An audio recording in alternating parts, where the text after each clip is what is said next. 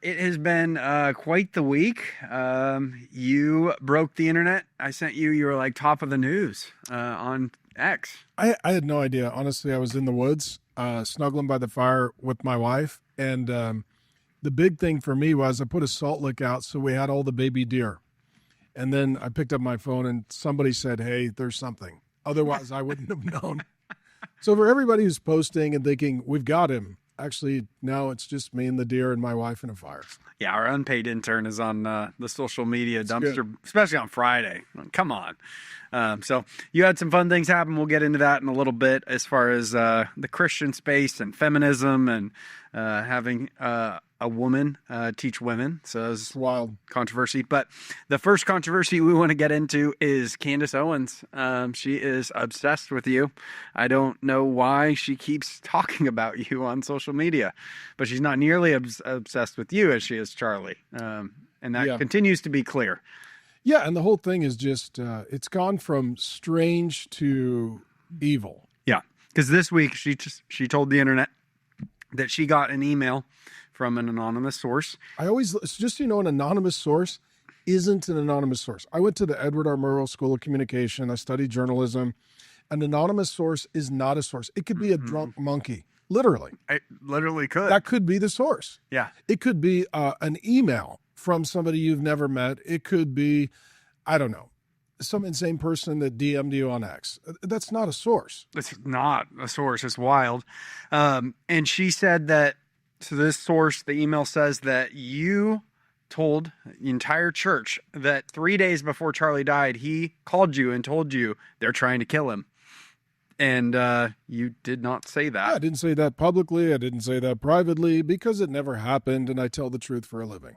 It's pretty wild that she called you the pastor at Trinity Church. She didn't reference your name or tag you, because it seems like tagging somebody with such a big audience would actually be helpful to her narrative. See, this is where you're strategically failing because you're applying logic. This is your fatal flaw.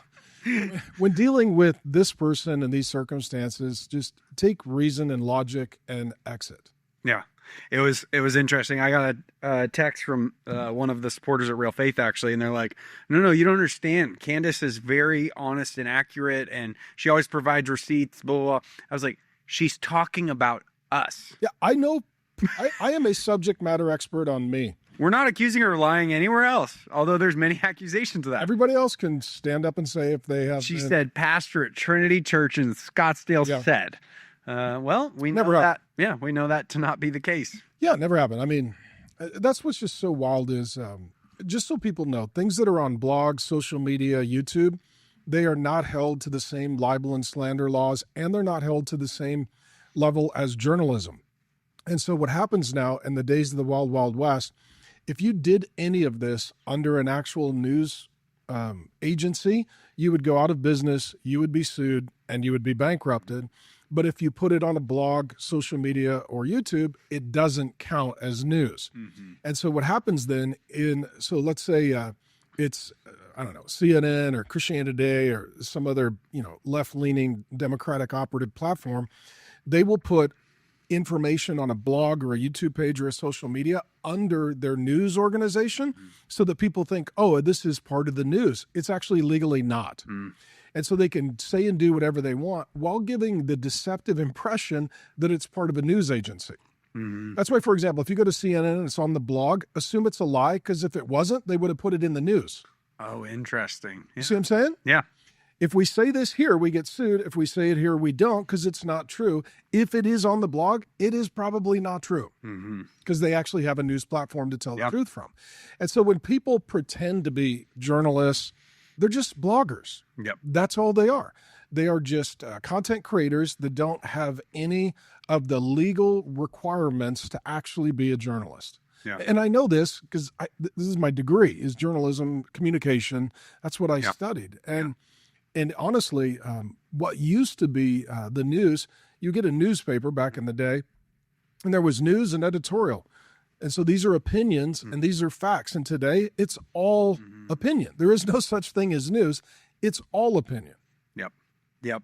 And it's wild that this has an audience that's female dominated. Why is it that suburban wine moms are so obsessed with true crime, true crime, Candace? I'll quote a verse that's very offensive, but it may be a good Bible study for the wine moms. Women are easily deceived. Rough. Yeah. That's what Paul says. So what should husbands be doing? Helping them not be easily deceived.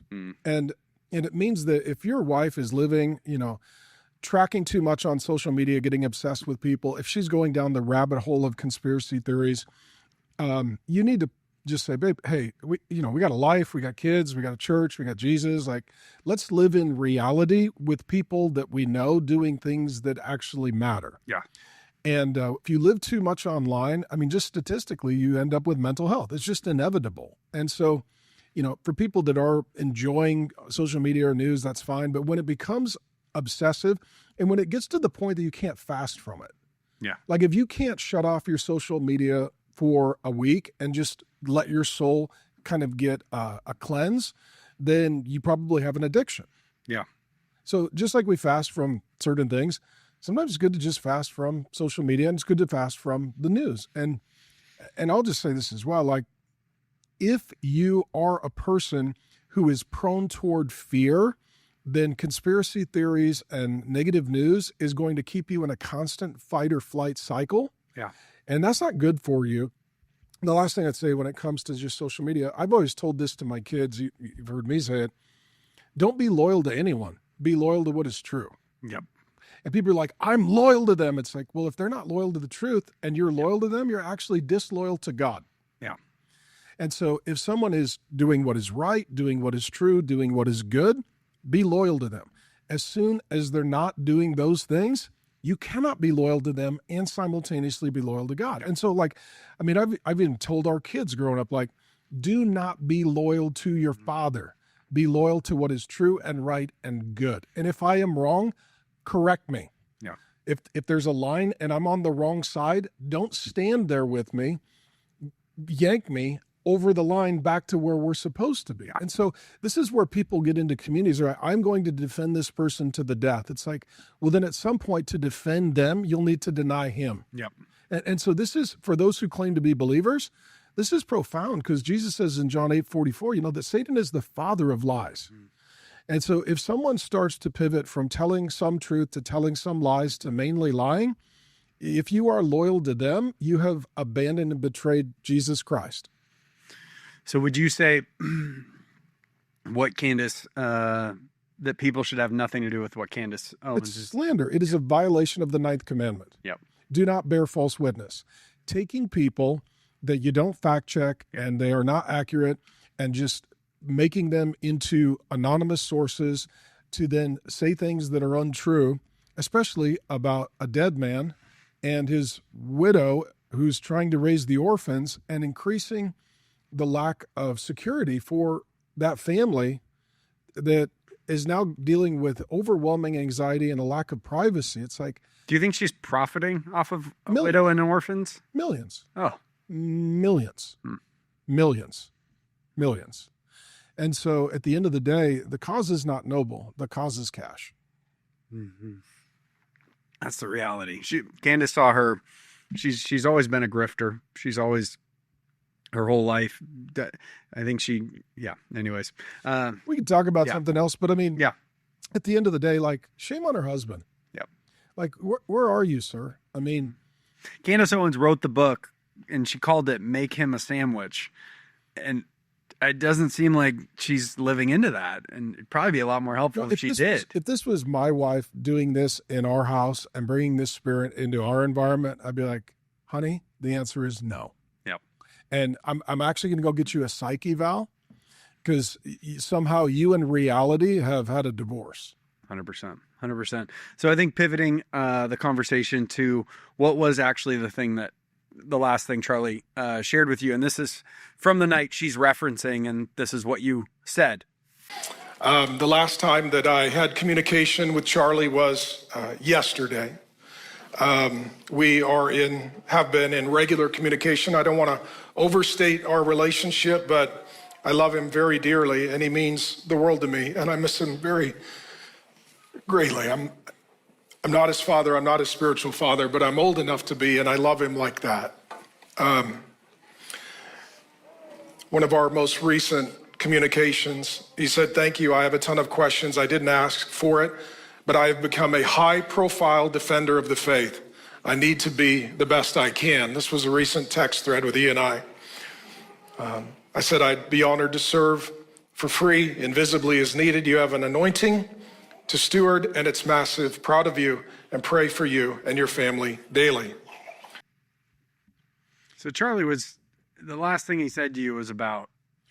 Yeah, so I mean, for me, Charlie reached out to me some years prior. He'd been listening for a while, and he liked the doctrine book, and he wanted to get together. So our friendship began. Went out to an Italian spot that he likes, and we got a couple hours together and talking theology and just getting to know him. Brilliant, kind, fun, joyful, wonderful guy. I love Charlie. I mean, nobody's perfect. Charlie was incredible. He's like, not just the reason that he had such an influence is he was a joyful, enjoyable, brilliant, but he was also humble, asked a lot of questions, and was teachable. He's a really remarkable young man.